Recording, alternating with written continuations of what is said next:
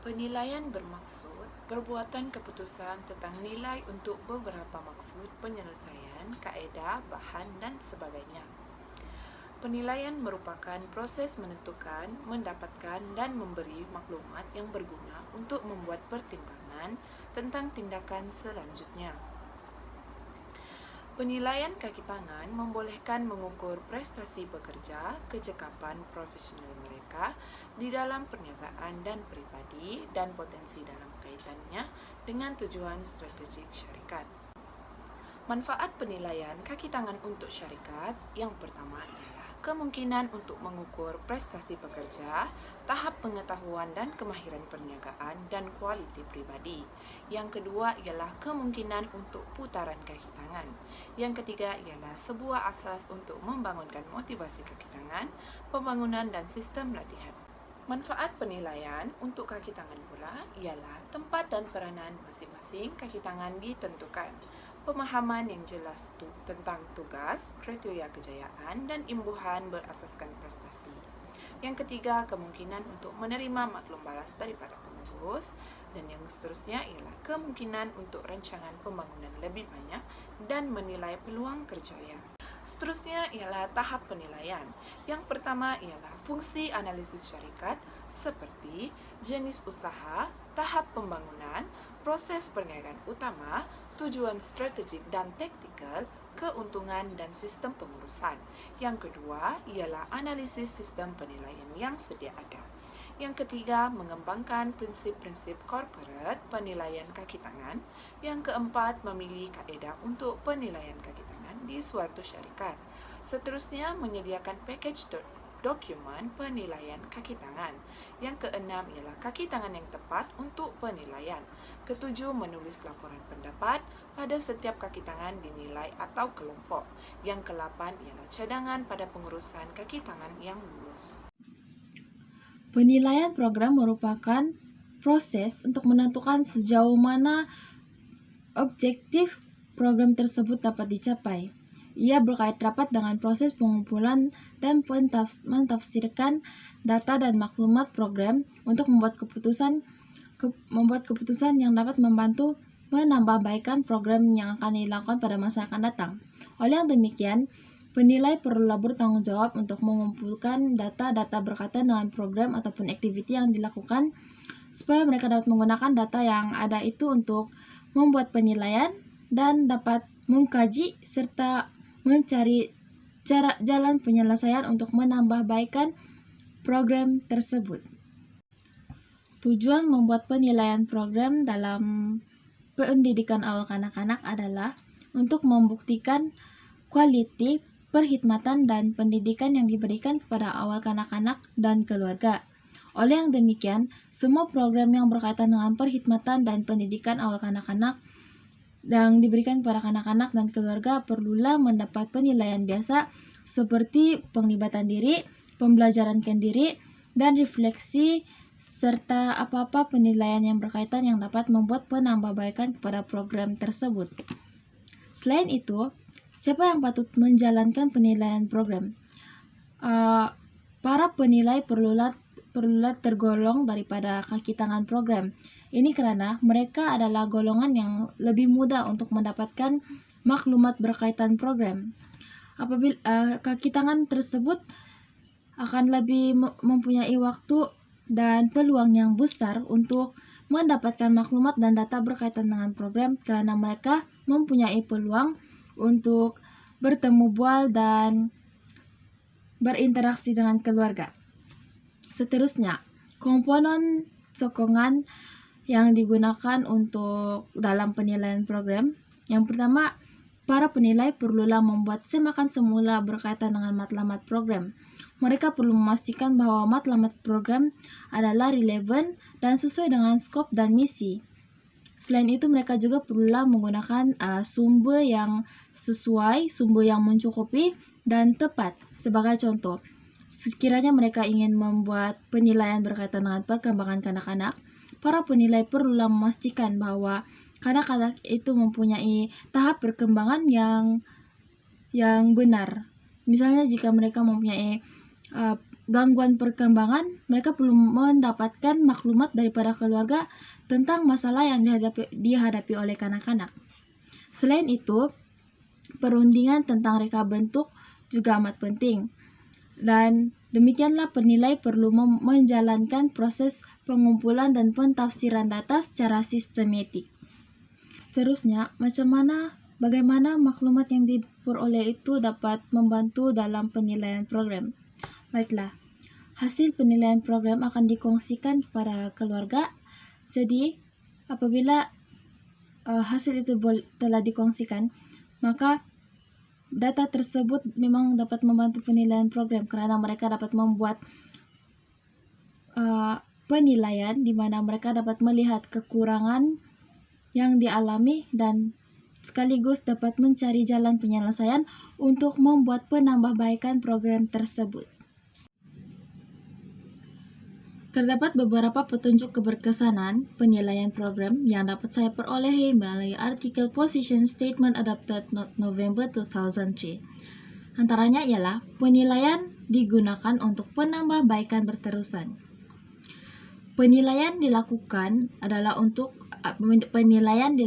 supaya setiap kaki tangan dapat melihat kekurangan dalam suatu program dan berdasarkan kekurangan itu mereka boleh menambah baik ataupun mempertingkatkan keberkesanan sesuatu program.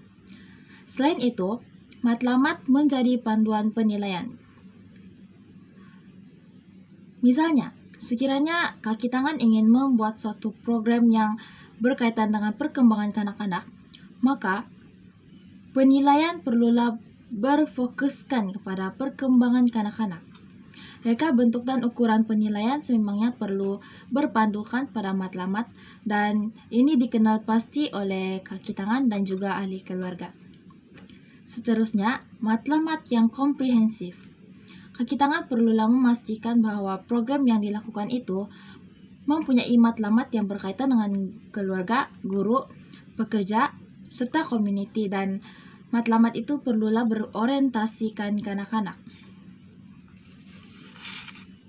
Petunjuk keberkesanan yang keempat pula adalah penilaian menggunakan reka bentuk yang sah. Kaki tangan ataupun penilai perlulah membuat penilaian dengan menggunakan kaedah sains, yaitu berpandukan model logik. Untuk penerangan model logik ini, para penilai perlu menjelaskan intervensi program, yaitu kesan jangka panjang dan kesan jangka pendek kepada kanak-kanak, keluarga, dan masyarakat. Sebagai contoh, sekiranya kaki tangan ataupun guru ataupun pengasuh di suatu tadika ingin mengadakan suatu program hari keluarga. Sememangnya matlamat hari keluarga itu adalah untuk memberi ruang kepada ibu bapak mengisi waktu ataupun masa lapang bersama anak-anak mereka di sekolah ataupun di tadika. Namun demikian, tidak semua ibu bapak akan menyadari bahwa mengisi masa lapang bersama anak-anak itu adalah sesuatu yang harus. Maka kita dapat melihat bahwa maklumat daripada program ini sama ada hari keluarga itu akan memberi kesan jangka panjang ataupun kesan jangka pendek kepada kanak-kanak dan keluarga mereka. Seterusnya, sumber yang pelbagai. Penilaian program yang berkesan sememangnya memerlukan sumber yang pelbagai dan tepat. Penilai perlu mendapatkan pelbagai data program seperti tempat, masa, dan hari yang harus dilakukan. Selain itu, data demografi kanak-kanak juga perlu diambil.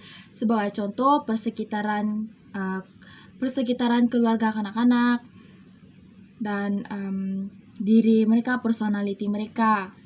Seterusnya, maklumat kelayakan penilai juga perlu diambil. Misalnya, para penilai perlulah seseorang yang sememangnya tergolong sebagai kaki tangan program dan penilai juga perlulah mempunyai pengalaman dan kemahiran yang sesuai dalam melaksanakan penilaian program supaya penilaian program tersebut berjalan dengan lancar. Selain itu, maklumat berkaitan dengan quality bilik darjah juga perlu diambil kira data pelaksanaan program juga amat penting, dan maklumat-maklumat lain yang berkaitan. Seterusnya, persampilan yang digunakan apabila menilai kanak-kanak. Persampilan perlu digunakan apabila mereka ingin menilai membuat penilaian yang berskala besar. Sebagai contoh, sekiranya guru ataupun pengasuh mau membuat program yang berkaitan dengan perkembangan kreativiti kanak-kanak, sememangnya bagi saya persampilan yang mereka perlu adalah hasil kreativiti kanak-kanak. Karena melalui hasil kreativiti itu kita dapat melihat sejauh mana perkembangan kreativiti kanak-kanak, sejauh mana kognitif mereka berkembang, dan sejauh mana penguasaan motor halus mereka. Kemudian, perlindungan disediakan jika ujian piawai digunakan. Kita dapat melihat sebagai contoh, sekiranya program yang diadakan adalah program berkaitan dengan sebagai contoh, para penilai mau membuat activity di luar sekolah. Penilai perlu memastikan dan menyediakan penginapan dan keselamatan kepada kanak-kanak supaya program tersebut berjalan dengan lancar dan mereka dapat membuat penilaian dengan baik. Selain itu, ujian perlulah sesuai dari segi budaya. Misalnya, sekiranya mereka mau membuat satu program, perlulah bersesuaian dengan budaya dalam kalangan kanak-kanak tersebut. Seterusnya, keuntungan kanak-kanak juga perlu ditekankan. Misalnya, apabila membuat penilaian program, para penilai perlu melihat kelebihan kanak-kanak tersebut. Selain itu, para penilai perlulah tergolong daripada individu yang terlatih supaya penilaian program itu berjalan dengan lancar. Ini karena sekiranya penilai itu adalah orang yang tidak mempunyai kelayakan, penilaian tersebut akan terganggu karena para penilai itu tidak mempunyai kemahiran yang sesuai. Oleh yang demikian, sememangnya individu yang terlatih merupakan komponen ataupun petunjuk yang perlu untuk memastikan penilaian program itu berkesan. Akhir sekali, hasil penilaian sememangnya harus dikongsikan secara terbuka. Mengapa? Melalui hasil penilaian, kaki tangan, keluarga kanak-kanak dan juga kaki tangan dapat melihat kelebihan dan kekurangan program tersebut. Sekiranya mereka melihat kekurangan program tersebut, maka mereka dapat menjana ide ataupun mencari jalan penyelesaian supaya mereka dapat mencari cara yang baik untuk mempertingkatkan lagi cara untuk memastikan program itu memberi quality kepada kanak-kanak. Sekian itu saja dari saya. Penilaian keperluan kekeluargaan bermaksud sebuah keluarga yang mempunyai ibu bapa dan anak-anak yang saling melengkapi antara satu dengan yang lain dalam sesebuah kekeluargaan itu. Antara keperluan kekeluargaan seperti yang pertama adalah ekonomi.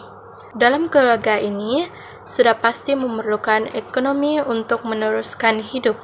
Oleh itu, bapa harus saling bekerja sama untuk memberikan ekonomi yang baik. Sebagai contoh, ibu bapa harus sentiasa mengawasi perbelanjaan agar tidak membazir dan tidak merosot. Yang kedua, sosial. Dalam sesebuah kekeluargaan harus mempunyai interaksi yang baik agar keluarga menjadi bahagia dan aman dan damai. Sebagai contoh, keluarga harus sentiasa berbincang atau bercerita bersama untuk mengeratkan lagi hubungan kekeluargaan. Yang ketiga, perlindungan. Di dalam sesebuah kekeluargaan, ibu bapa harus sentiasa melindungi anak-anak daripada terpengaruh dengan sikap negatif, serta kanak-kanak juga harus diberikan kesehatan yang baik. Hal ini dalam kekeluargaan harus mendapatkan kesehatan yang baik serta sikap yang disiplin untuk membaiki nama baik keluarga dan kebaikan kekeluargaan untuk agar bisa sehat. Yang keempat, kasih sayang. Ibu bapak dan anak harus saling menyayangi agar dalam keluarga sentiasa mempunyai emosi dan sikap positif. Sebagai contoh, ibu bapak harus memberikan kasih sayang yang cukup terhadap kanak-kanak agar kanak-kanak tidak merasa tersisih, serta kanak-kanak juga menyayangi ibu bapaknya, serta kanak-kanak juga harus menyayangi ibu bapaknya agar ibu bapak mereka merasa dihargai. Yang kelima, pendidikan. Dalam kekeluargaan, harus mempunyai pendidikan yang baik agar keluarga tidak akan ketinggalan zaman dan akan mengetahui bagaimana menguruskan masa depan keluarga dengan baik lagi. Hal ini agar keluarga akan menjadi teladan kepada keluarga lain. Yang keenam, agama. Agama ini penting dalam sebuah kekeluargaan. Agama ini akan boleh memberikan banyak faedah untuk dijadikan sebagai pegangan hidup yang baik serta boleh memberikan keluarga ini menjadi sangat disiplin serta terpelajar dalam segala hal. Hal ini akan boleh memberikan inspirasi baik terhadap orang sekeliling. Kelayakan guru. Di sini guru tidak mempunyai sijil kelayakan dan lesen KFI. Selain itu, ada juga guru yang tidak mempunyai pengalaman dan kemahiran dalam penjagaan dan pendidikan awal kanak-kanak. Bagi cara mengatasi hal ini, guru mestilah mempunyai sijil kelayakan dan lesen. Seterusnya, guru juga mestilah menguasai teori perkembangan kanak-kanak dan juga mempunyai pengalaman dalam menjaga kanak-kanak. Seterusnya, saya akan membentangkan jabaran dalam pembelajaran. Objektif pembelajaran kurang berkesan.